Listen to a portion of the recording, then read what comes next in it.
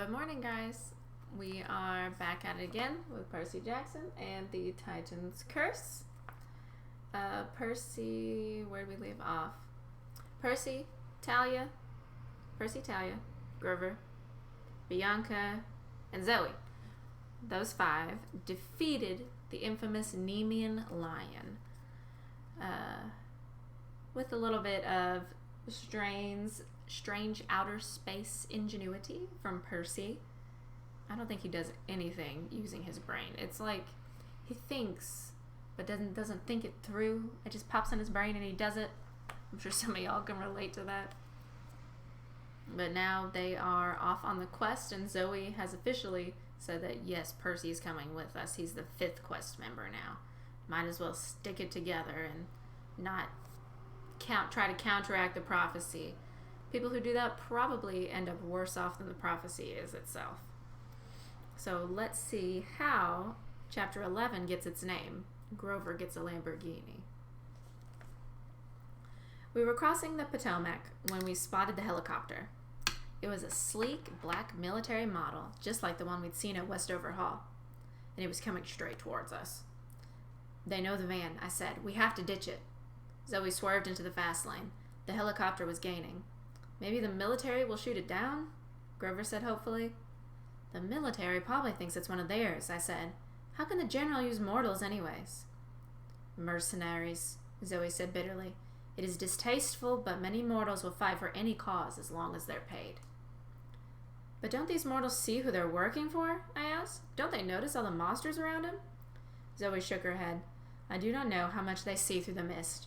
I doubt it would matter to them if they knew the truth. Sometimes mortals can be more horrible than monsters. The helicopter kept coming, making a lot better time than we were through DC traffic. Thalia closed her eyes and prayed hard. Hey, Dad, a lightning bolt would be nice right about now. Please? But the skies stayed great and snowy. No sign of a helpful thunderstorm anywhere. There, Bianca said, that parking lot. We'll be trapped, Zoe said. Trust me. Zoe shot across the 2 lanes of traffic and into a mall parking lot on the south bank of the river. We left the van and followed Bianca down some steps. Subway entrance, Bianca said. Let's go south. Alexandria. Anything, Thalia agreed. We bought tickets and got through the turnstiles, looking behind us for any signs of pursuit. A few minutes later, we were safely aboard a southbound train, riding away from D.C. As our train came above ground, we could see the helicopter circling the parking lot, but it didn't come after us. Grover let out a sigh. Nice job, Bianca, thinking of the subway. Bianca looked pleased. Yeah, well, I saw that station when Nico and I came through last summer. I remember being really surprised to see it, because it wasn't here when we used to live in D.C. Grover frowned. New? But that station looked really old. I guess, Bianca said, but trust me, when we lived here as little kids, there was no subway. Thalia sat forward. Wait a minute. No subway at all? Bianca nodded. Now, I knew nothing about D.C., but I didn't see how their whole subway system could be less than 12 years old. I guess everyone else was thinking the same thing, because they looked pretty confused. Bianca, Zoe said. How long ago? Her voice faltered. The sound of the helicopter was getting louder again. We need to change trains, I said. Next station. Over the next half hour, all we thought about was getting away safely. We changed trains twice. I had no idea where we were going, but after a while, we lost the helicopter. Unfortunately, when we finally got off the train, we found ourselves at the end of the line, in an industrial area with nothing but warehouses and railway tracks, and snow. Lots of snow. It seemed much colder here. I was glad for my new lion's fur coat. We wandered through the railway yard, thinking there might be another passenger train somewhere, but there were just rows and rows of freight cars, most of which were covered in snow like they hadn't moved in years. A homeless guy was standing at a trash can fire. We must have looked pretty pathetic, because he gave us a toothless grin and said, Y'all need to get warmed up? Come on over. We huddled around his fire. Thalia's teeth were chattering. She said, Well, this is great. My hooves are frozen, Grover complained. Feet, I corrected, for the sake of the homeless guy beside us. Maybe we should contact camp, Bianca said. Kyron. No, Zoe said. They cannot help us anymore. We must finish this quest ourselves. I gazed miserably around the rail yard. Somewhere, far to the west, Annabeth was still in danger. Artemis was in chains. A doomsday monster was on the loose, and we were stuck on the outskirts of D.C., sharing a homeless person's fire. You know, the homeless man said, you're never completely without friends. His face was grimy and his beard tangled, but his expression seemed kindly. You kids need a train going west? Yes, sir, I said. You know of any? He pointed one greasy hand. Suddenly, I noticed a freight train, gleaming and free of snow. It was one of those automobile carrier trains, with steel mesh curtains and a triple deck of cars inside. The side of the freight train said, Sun West Line. That's convenient, Thalia said. Thanks, She turned to the homeless guy, but he was gone. The trash can in front of us was cold and empty, as if he'd taken the flames with him. An hour later, we were rumbling west. There was no problem about who would drive now, because we all got our own luxury car. Zoe and Bianca were crashed out in a Lexus on the top deck. Grover was playing race car driver behind the wheel of a Lamborghini, and Thalia had hot-wired the radio in a black Mercedes SLK so she could pick up the alt-rock stations from D.C. Can I join you? I asked her. She shrugged, so I climbed into the shotgun seat. The radio was playing the White Stripes. I knew the song because it was one of the only CDs I owned that my mom liked. She said it reminded her of Led Zeppelin. Thinking about my mom made me sad because it didn't seem likely I'd be home for Christmas. I might not live that long. Nice coat, Thalia told me. I pulled the brown duster around me, thankful for the warmth.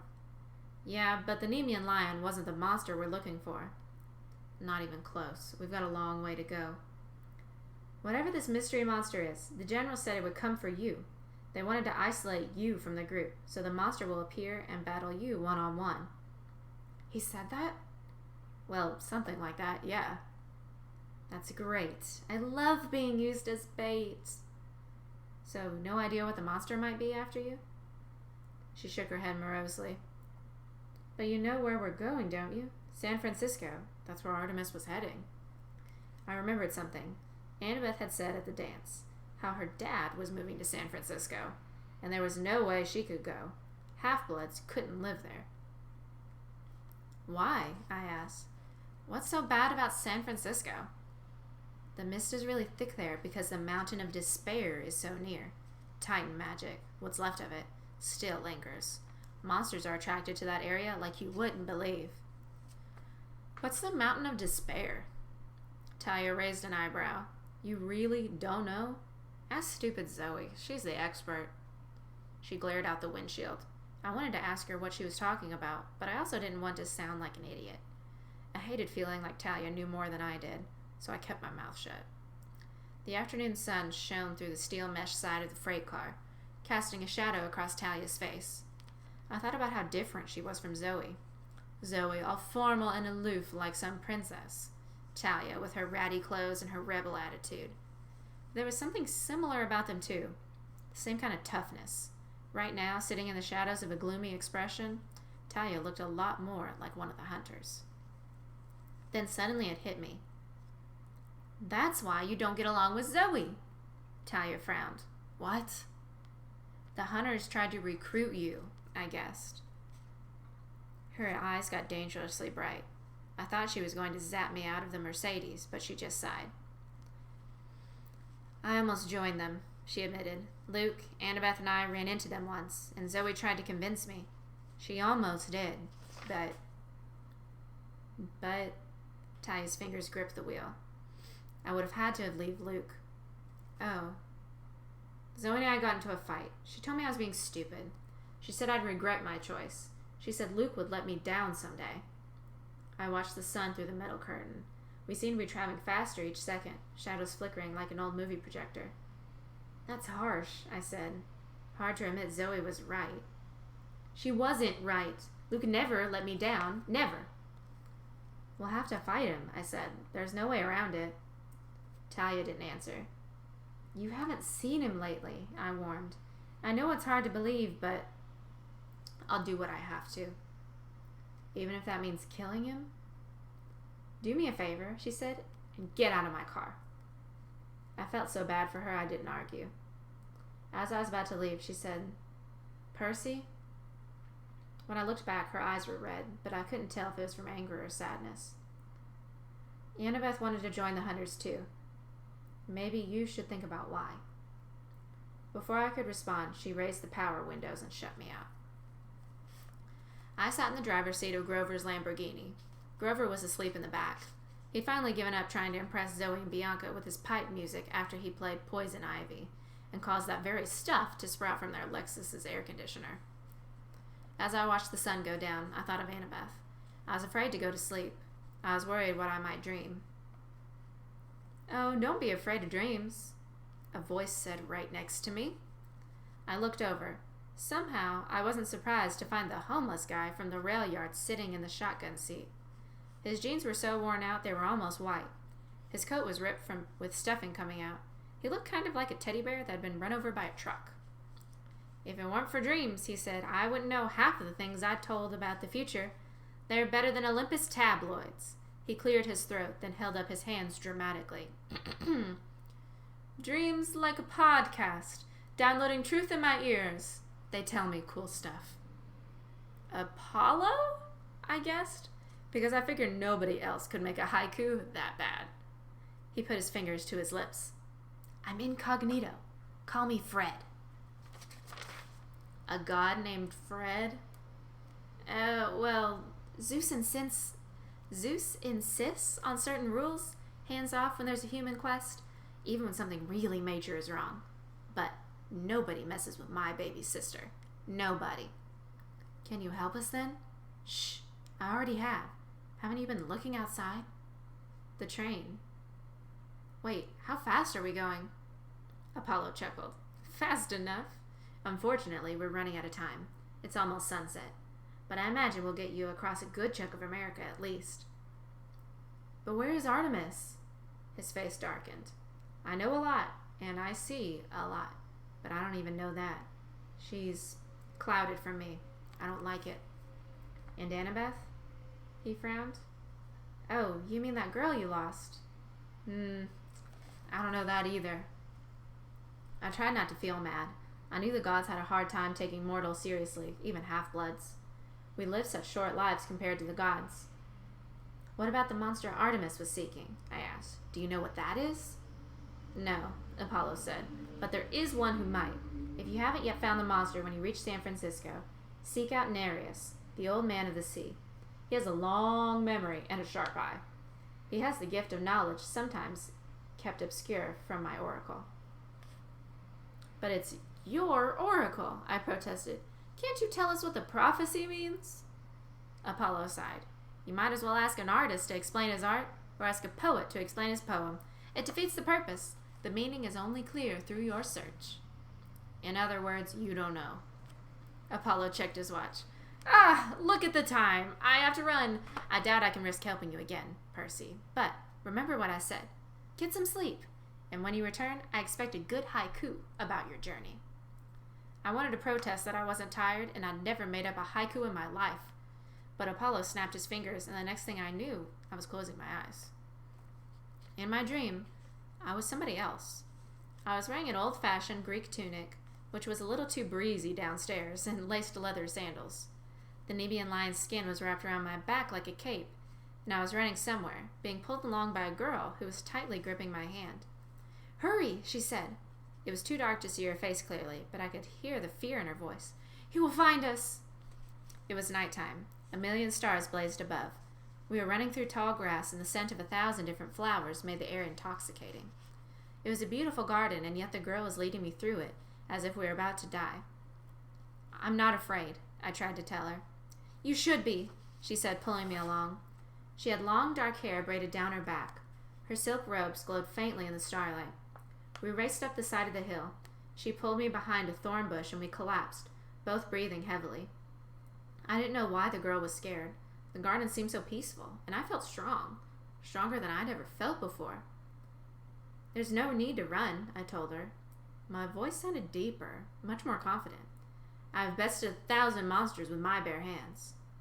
Not this one, the girl said. Ladon is too strong. You must go around, up the mountain to my father. It's the only way. The hurt in her voice surprised me. She was really concerned, almost like she cared about me. I don't trust your father, I said. You should not, the girl agreed. But you'll have to trick him. But you cannot take the prize directly. You will die. I chuckled. Then why don't you help me, pretty one?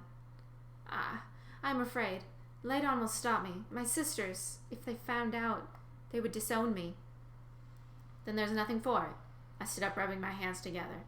Wait, the girl said. She seemed to be agonizing over a decision. Then her fingers trembled. She reached up and plucked a long white brooch from her hair.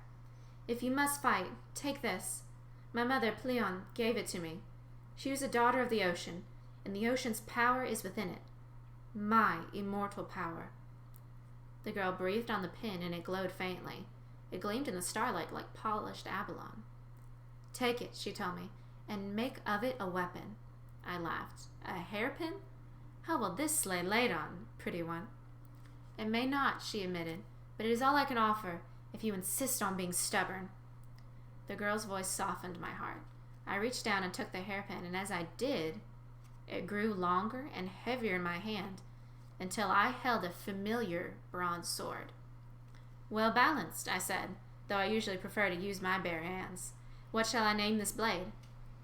Anaklusmos, the girl said sadly, the current that takes one by surprise, and before you know it, you have been swept out to sea. Before I could thank her, there was a trampling sound in the grass, a hiss like air escaping a tire, and the girl said, Too late, he is here. I sat bolt upright in the Lamborghini's driver's seat.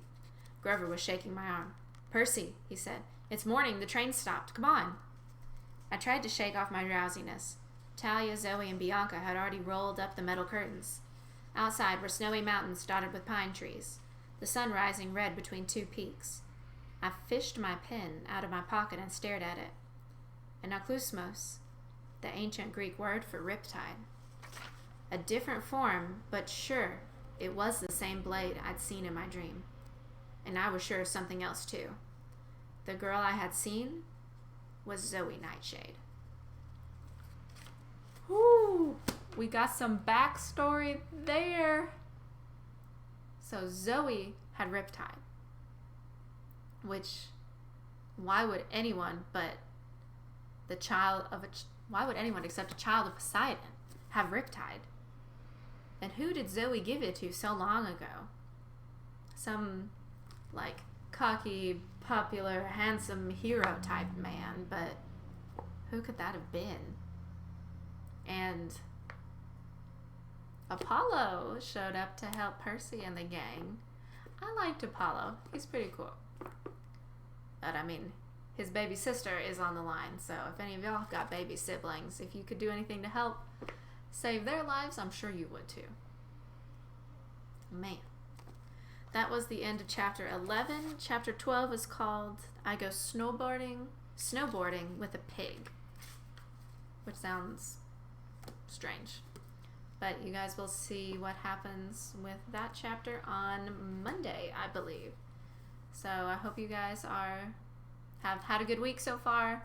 Been tuning into our Zoom chats if you can, and if you got any questions, comments, anything you need to say, don't forget to put it in the comment section. Like these videos, subscribe, because believe it or not, we're still trying to post some things on here and try to get involved with you guys. So say hi, anything, doesn't matter to me. But be safe, be healthy, and I'll see you guys next week.